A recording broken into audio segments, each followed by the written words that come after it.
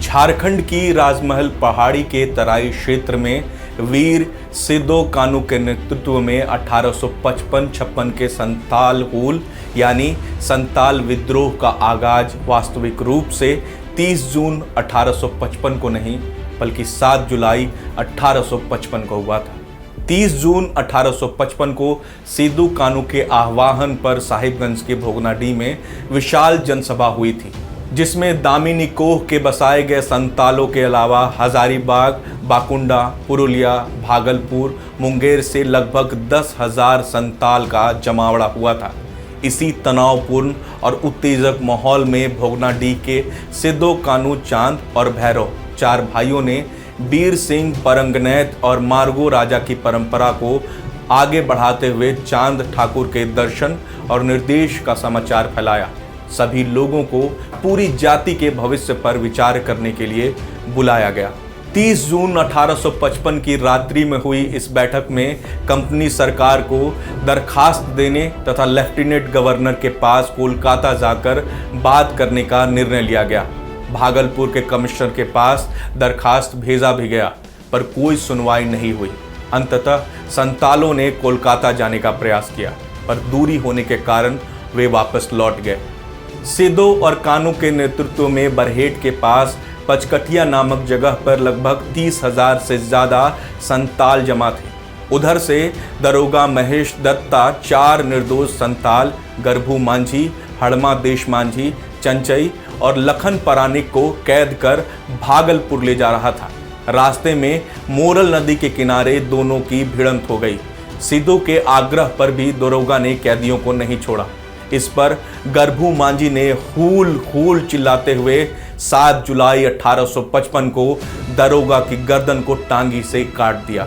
इस तरह संताल हूल का प्रारंभ हो गया। संताल हूल के प्रतिशोध में ब्रिटिश हुकूमत ने दमन की नीति अपनाई। इसमें हिंसात्मक कार्रवाई भी शामिल थी। अंग्रेज सैनिकों ने न केवल संताल विद्रोहियों को मारा, बल्कि शासन के प्रति संतालों में भय पैदा करने के लिए उनके घरों में भी आग लगा दी।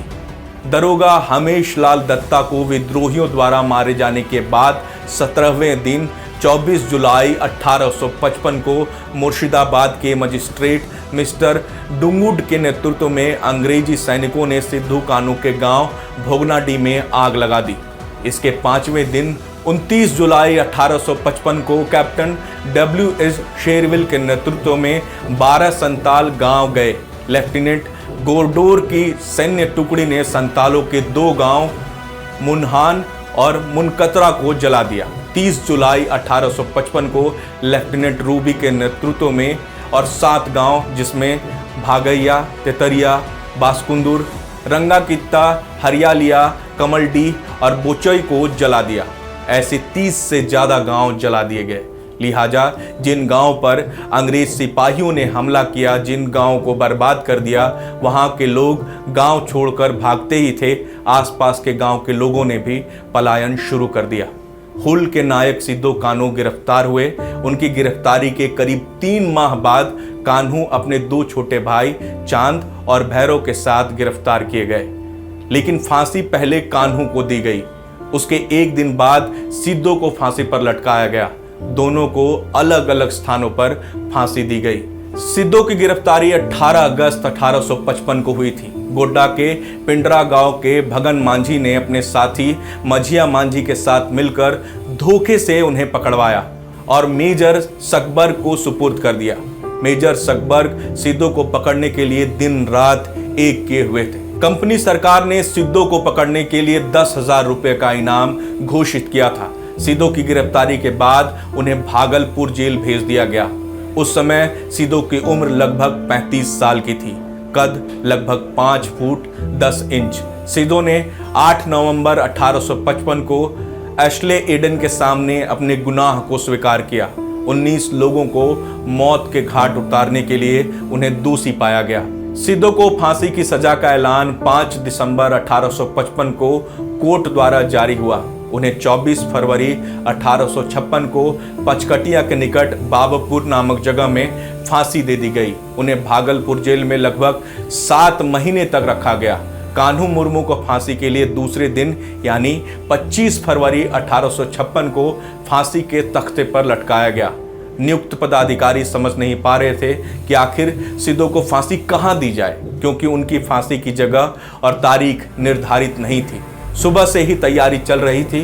पहले उन्हें भोगनाडीह में ही फांसी देने की सहमति बनी थी, लेकिन बाद में यह फैसला बदल दिया गया। बरहेट से 5 किलोमीटर दूर पचकठिया के निकट बाबूपुर में जगह निर्धारित की गई, जहां से सिदो ने हूल की शुरुआत की थी।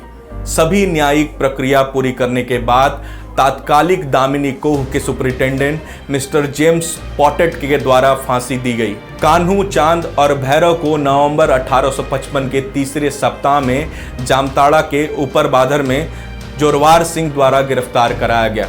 उन्हें सीयूडी जेल भेजा गया। वहीं के कोर्ट में 14 फरवरी 1856 को तीनों भाइयों का ट्रायल हुआ। कोर्ट ने कान्हू को फांसी की सजा सुनाई। वीर सिदो को फांसी पर चढ़ाए जाने के एक दिन पहले 23 फरवरी 1856 को कान्हू को भोगनाडीह स्थित ठाकुरबाड़ी में दिन के 2 बजे फांसी दे दी गई। चांद और भैरव को अंडमान द्वीप में काला पानी की सजा दी गई। ऐसा कहा जाता है कि वहीं वे दोनों शहीद हो गए। प्रभातखबर.com, विश्वास वही, रफ्तार नहीं।